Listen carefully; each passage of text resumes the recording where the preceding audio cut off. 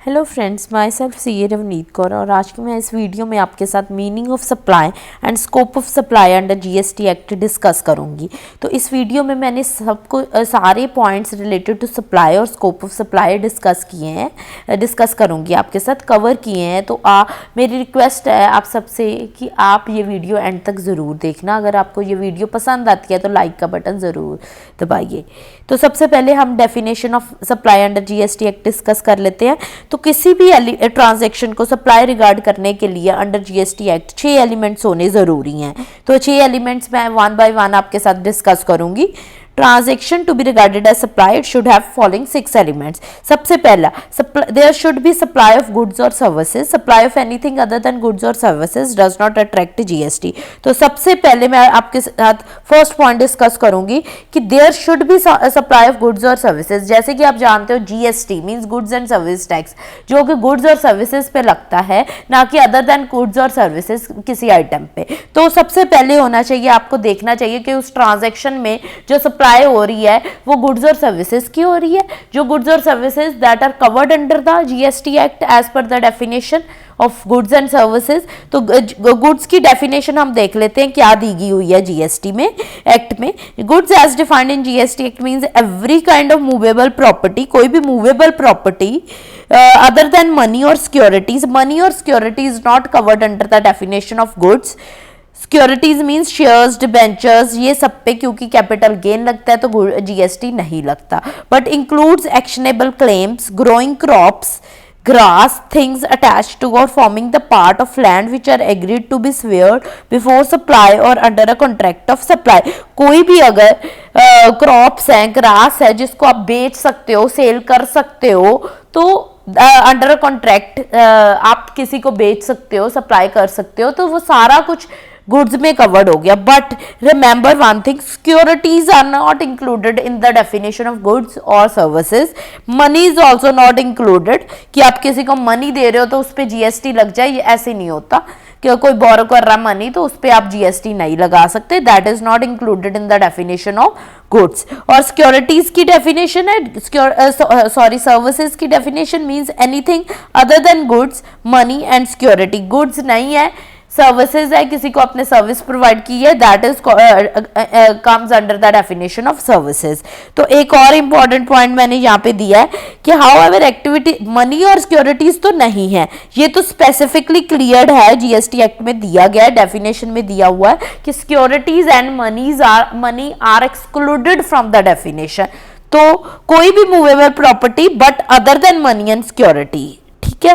और however activities relating to use of money or conversion by cash or any other mode from one form currency or denomination to another form currency or denomination for which a separate consideration is charged are included in services। तो अगर आप किसी से जैसे foreign currency exchange करा रहे हो, अपने अपने इंडियन रुपीस दे के फॉरेन करेंसी एक्सचेंज करवाइए, तो बैंक यहाँ फॉरेन एक्सचेंज सर्विसेज जो प्रोवाइड करते हैं, तो वेस्टर्न यूनियन वगैरह, तो आपको वो अपनी सर्विस देने के लिए आपसे पैसे चार्ज करते हैं। तो सर्विसेज दी है उसने, उसके बदले में आपको कंसिडरेशन चार्ज कर रहे हैं, पैसे दे, तो वो सर्विस इंक्लूड करना है अपने सर्विस की डेफिनेशन में। बट सिंपल किसी को मनी दे रहे हो, that is not included in the definition of goods services किसी में भी। तो नेक्स्ट पॉइंट है, हम देख लेते हैं। नेक्स्ट पॉइंट है supply should be made for a consideration, कि जो आप सप्लाई कर रहे हो that should be made for a consideration. Consideration has been specifically defined in the CGST act 2017। It can be in money or kind. अगर आप किसी को सर्विस प्रोवाइड कर रहे हो, आप किसी को भी सर्विस प्रोवाइड कर रहे हो, तो बदले में आपको वो रिटर्न में कुछ दे रहा है, there should be something in return, that is called, in simple language that is called consideration। मैंने ए को गुड्स प्रोवाइड की, सप्लाई की, गुड्स सप्लाई की, तो उसने मेरे को मनी दी बदले में, रिटर्न में, तो that is consideration for that supply. किसी को कुछ दे रहे हो तो वो बदले में भी आपको कुछ देगा।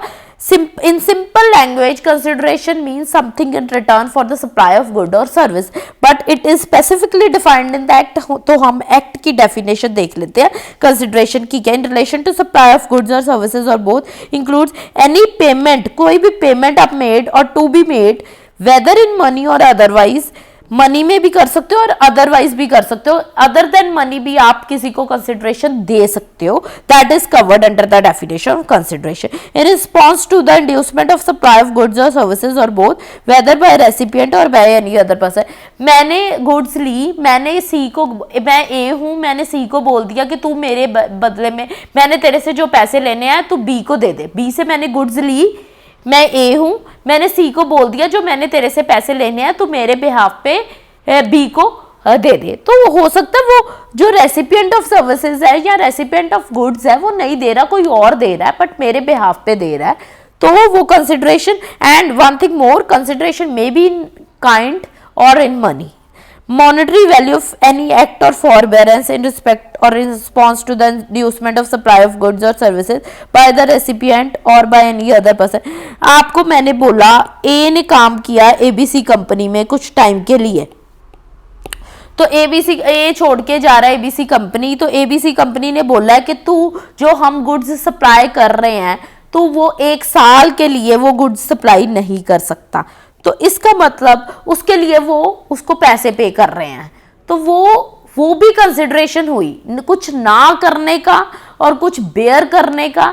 अगर आपको पैसा मिल रहा है that is also consideration, that is also supply of service, it may be a supply of service, that is also included in the definition of consideration। next is कोई भी सब्सिडी जो सेंट्रल गवर्नमेंट स्टेट गवर्नमेंट कोई काम करने के लिए देती है, कोई प्रोजेक्ट शुरू करने के लिए देती है, तो that subsidy is not considered as consideration, उस पर कोई जीएसटी नहीं लगेगा।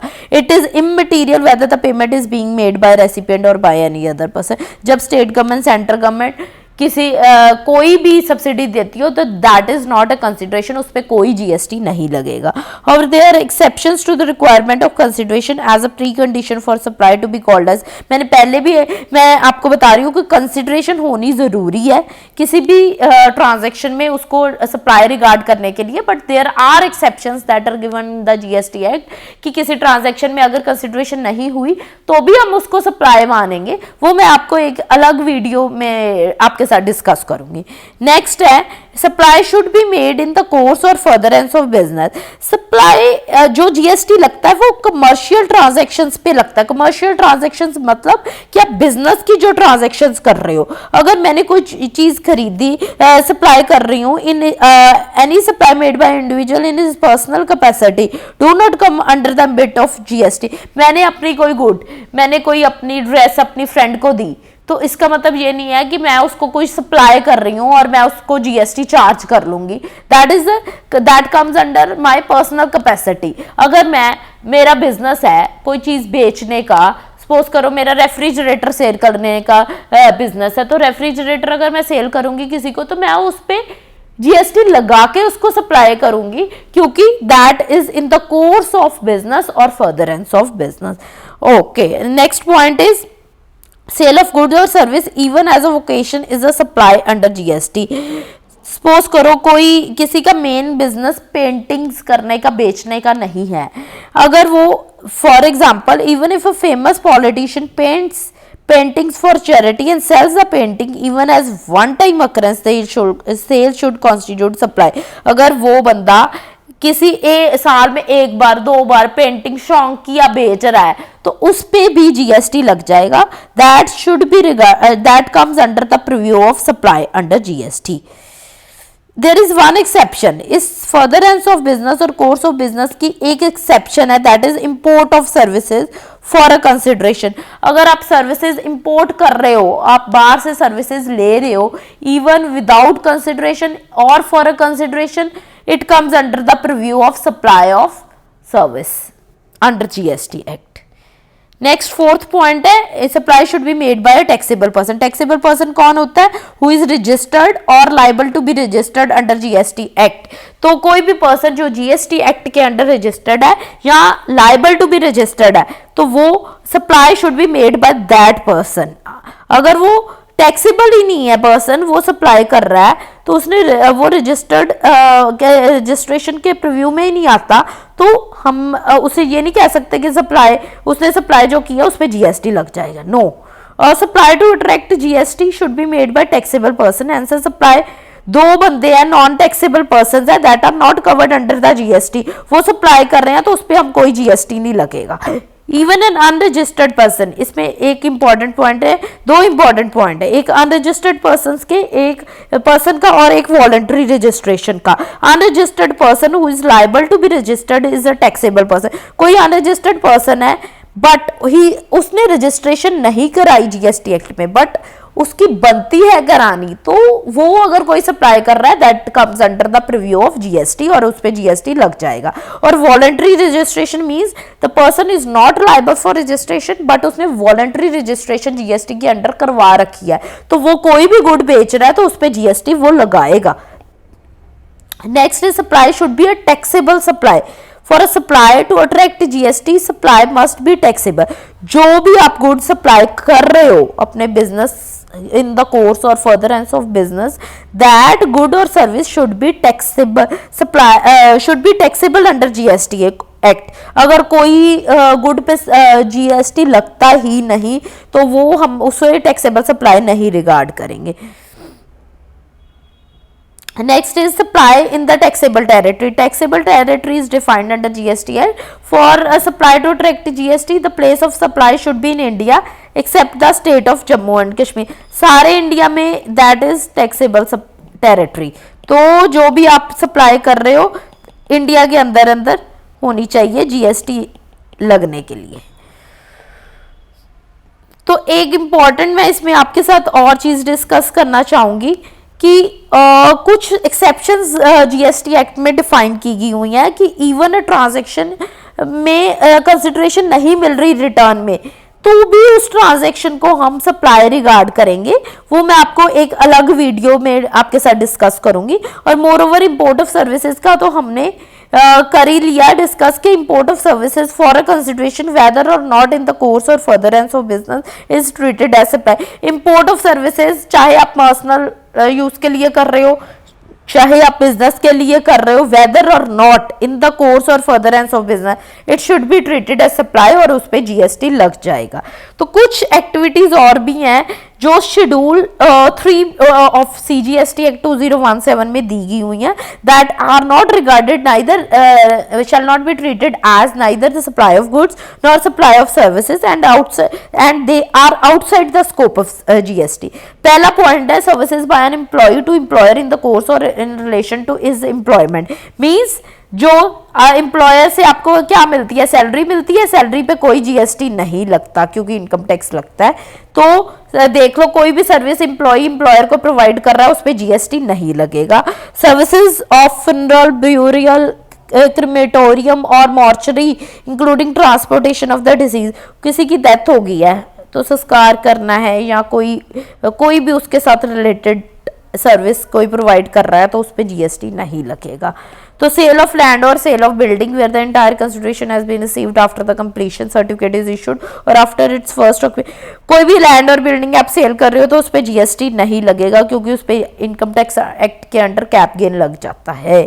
तो होपफुली आपको ये वीडियो में जो मैंने डिस्कस किया आपको समझ आ गई है। अगर आपको कोई भी डाउट है इसके साथ रिलेटेड तो आप मेरे को कमेंट बॉक्स में भेज सकते हो। मैं जल्दी से जल्दी आपको रिप्लाई करने की कोशिश करूंगी। Thank you for watching my video. Thank you.